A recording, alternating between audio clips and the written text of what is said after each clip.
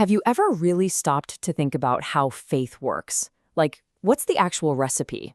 Is it all about what we do, or is it about what's done for us? Let's just dive right into this, because we're about to unpack a really deep, kind of counterintuitive idea that's sitting right at the heart of the spiritual journey. You know, most of us, if we're being honest, probably land on a formula that looks something like this. It feels, I don't know, balanced. It feels fair. It seems logical, right? I put in my half, God puts in his half, and boom, together we make it work. But today, we're going to totally challenge that very idea. Because that 50-50 model, as popular and as, intuitive as it feels, is actually a myth, a really deep-seated one. It's a flawed formula that completely misses the beautiful, mysterious, and honestly, the far more demanding reality of what faith is all about. And this isn't some new idea we just came up with. It actually has a name: Pelagianism. It's an ancient theological concept that basically frames salvation as this partnership of equals, our effort and divine grace, split right down the middle. But this neat and tidy little equation, it just doesn't hold up. Because even though it seems like it's giving proper credit to both human responsibility and divine power, it ends up shortchanging both of them. The truth is something way stranger, way more paradoxical, and frankly, a whole lot more interesting. So if the formula isn't 50-50, then what is it? So yeah, if it's not 50-50, then what are we talking about here? Well, the reality is a divine paradox. It's not about splitting the difference at all. It's about going all in from both sides. It's a 100-100 reality. And this right here lays it out perfectly. The common view, what we're used to, is a partnership of halves.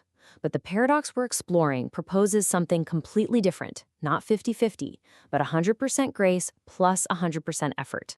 I know what you're thinking. That math is just wrong. 100 plus 100 is 200, last time I checked. But in the logic of faith, 100 plus 100 equals 100. It's a total, mysterious union, not just simple addition. So how on earth is this even possible?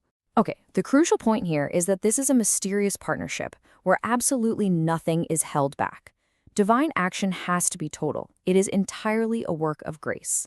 But at the exact same time, our human action also has to be total. We have to fully engage our will, our effort, everything. Both are 100% required. You take one away and the whole thing just collapses. To really get our heads around this, let's look at a couple of really powerful illustrations. First up, the miracle of hearing. This whole concept shows how our effort and divine action can occupy the exact same space at the exact same time. The Apostle Paul, he's speaking to a crowd, and he starts with a super simple command: listen to me. He is demanding their 100% effort. Pay attention. Focus your will. Simple, right? But there's a much deeper layer to that word listen. So in Hebrew, the word is shema. And shema doesn't just mean, letting sound waves hit your eardrum. No, it implies this deep, active reception of the message, an opening of the heart to let the truth really sink in. And that part, well, that's a miracle. And right here, we see the paradox in action. You have to give 100% of your effort to listen, to make the choice to pay attention. But for that listening to become true hearing, for the message to actually land and change you, that requires a 100% act of divine grace to open your heart. Both are happening fully in the very same moment. Okay, let's look at another example that makes this even clearer. It's a story of two words that seem like total opposites, but they're used to describe the very same action: endurance and nurturing. So the context here is the long, incredibly difficult journey of the Israelites. We're talking about a 450-year period. That's slavery, 40 years of wandering in the desert, and then finally getting to the promised land. This was not a walk in the park. Now, if we focus on that time in the wilderness, the scripture says, for about 40 years, God. But what God did during that time is where things get really, really interesting, because different translations of the original text say two very different things. So, one translation says God endured their conduct. Basically, he put up with their complaining and their disobedience. But another one says he nurtured them. He cared for them like a father.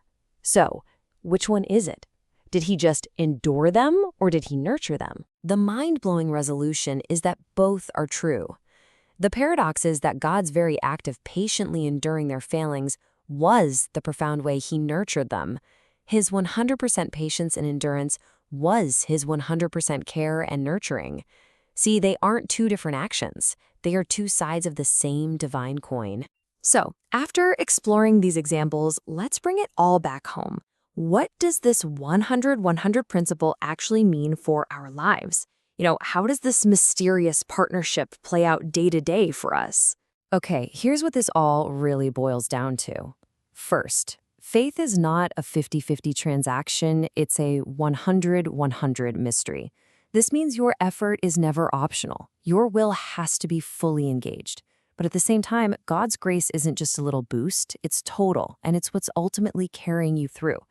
And, as we just saw with the Israelites, sometimes that grace can look an awful lot like patience, his most profound way of nurturing. And that leaves us with a final thought to take with us. If it's really true that you are called to give 100% of your effort, and at the exact same moment, you are being held by 100% grace, how might that completely change the way you look at your biggest challenges, your deepest struggles, and even your greatest hopes?